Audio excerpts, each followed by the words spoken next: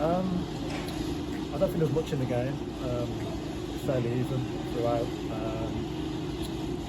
The first goal is a simple two headers where we flicked on into the spaces and we've not read the situation and reacted and dropped off in time. And so it's a great finish to be fair, but you should never be able to run in and get the shot off in the first place.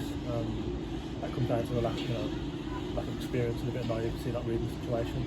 And then we've I think we've had a corner just before half time in stoppage time and end up going and conceding another naive situation where we concede a throw-in in our own third and then concede a free kick from that, and then they go and score and concede from that.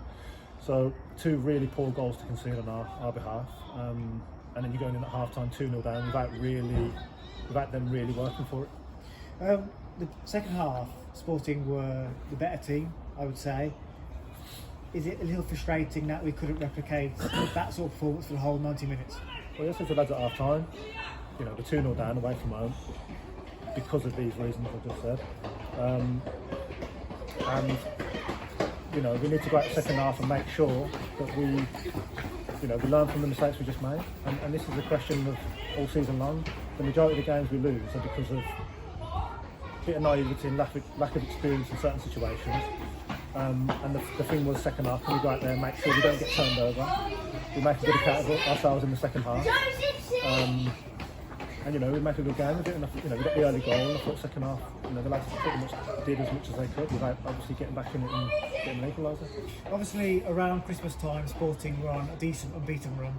Obviously, now it's a losing run. What do we need to do to get back on the winning trail? Well, we need to obviously cut out individual, not really mistakes, but naive situations where we give away certain fouls where we don't need to, or we at the end of the game there we've got an opportunity to put the ball in the box, load it up, we're in stoppage time, and we take a quick one and end up giving it away, and then we end up defending a throw in our own third.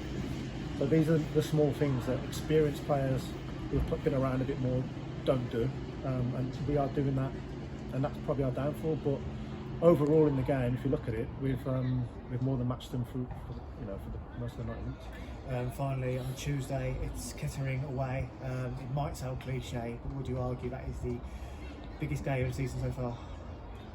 Well, I mean, there's a lot of games to go. A lot of games to go.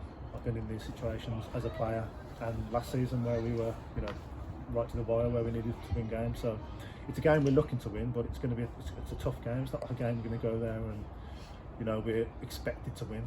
Kettering are a big club with a big fan base. They've come down into this league, they've struggled.